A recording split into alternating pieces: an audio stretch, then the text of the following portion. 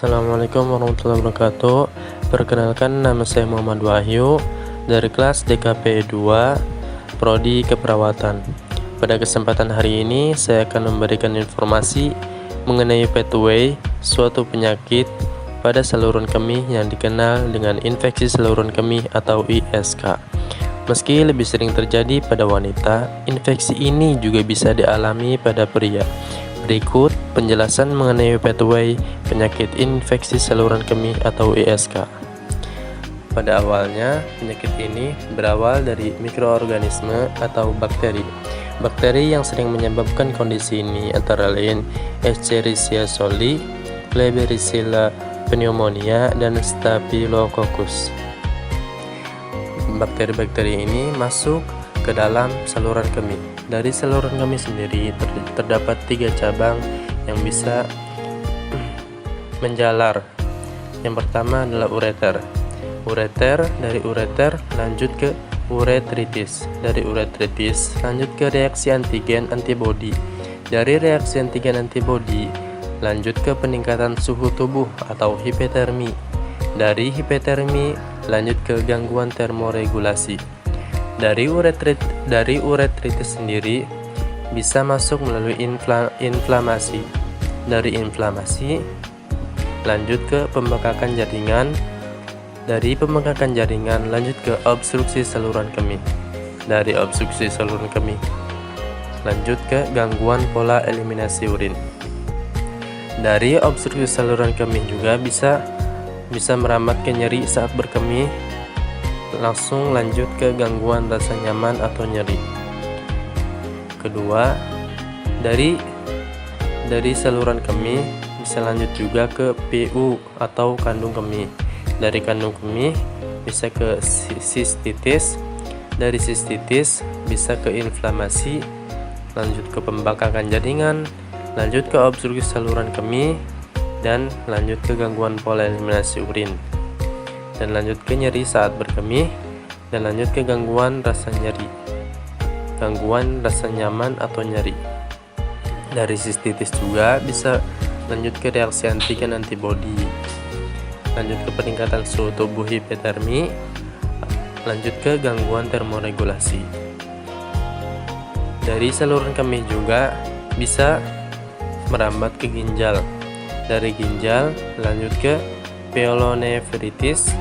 Dari pyelonefritis lanjut ke inflamasi, lanjut ke pembengkakan jaringan, lanjut ke obstruksi saluran kemih, nyeri saat berkemih. Pada saat nyeri saat berkemih juga bisa merambat ke kekhawatiran klien akan penyakitnya, lalu ke ansietas. Nyeri saat berkemih juga bisa lanjut ke gangguan rasa nyaman atau nyeri. Dari pyelonefritis juga bisa lanjut ke reaksi antigen antibodi yang dilanjutkan kepada peningkatan suhu tubuh hipotermi dan lanjut ke gangguan termoregulasi. Berikut adalah pathway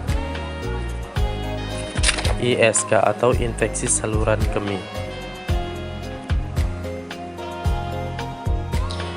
Perlu diingatkan, infeksi saluran kencing juga rentan, atau infeksi saluran kemih juga rentan terjadi pada pria yang tidak disirkumsisi atau disunat.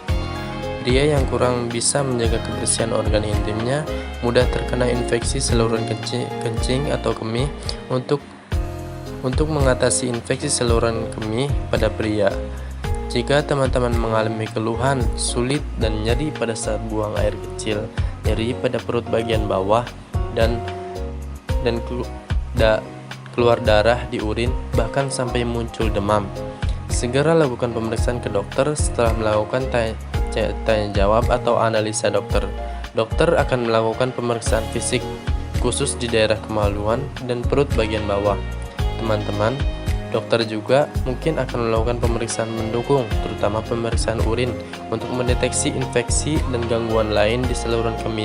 Jika pasien terdiagnosis menderita ISK atau infeksi saluran kemih, dokter akan meresepkan obat antibiotik untuk membunuh bakteri penyebab ISK sendiri. Dokter juga akan memberikan obat pereda rasa nyeri seperti paracetamol atau ibuprofen. Selain untuk meredakan nyeri, obat ini juga dapat menurunkan demam.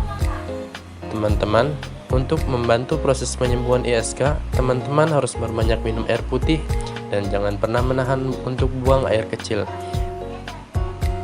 Teman-teman juga harus mencegah infeksi saluran kemih pada pria. Jika sudah sembuh dari ISK, lakukan beberapa langkah berikut ini sebagai upaya untuk mencegah ISK terjadi kembali, yaitu selalu cukupi kebutuhan cairan setiap hari. Jangan menahan buang air kecil, jaga area kemaluan tetap bersih dan kering, lalu segeralah buang air kecil dan bersihkan area organ intim. Setiap hari hindari penggunaan sabun dan bedak yang mengandung pewangi pada area kemaluan. Kenakan pakaian dalam berbahan katun dan hindari pemakaian celana yang ketat, teman-teman. Infeksi saluran kemih pada pria dapat terjadi secara berulang bila penyebab dan faktor risikonya tidak diatasi. Untuk menghindarinya, lakukan cara-cara pencegahan yang telah saya sebutkan di atas. Teman-teman, jika teman-teman mengalami keluhan yang mengarahkan kepada infeksi saluran kemih, sebaiknya segera periksakan ke dokter untuk mendapatkan penanganan yang tepat. Apabila muncul gejala-gejala yang disebutkan tadi, teman-teman harus segera berkonsultasi ke dokter agar dokter dapat memberikan penanganan segera. Demikian informasi yang saya sampaikan pada kesempatan kali ini. Biarlah informasi ini bermanfaat buat teman-teman semua. Teman-teman juga boleh di-share video ini kemana saja. Terima kasih. Wassalamualaikum warahmatullahi wabarakatuh.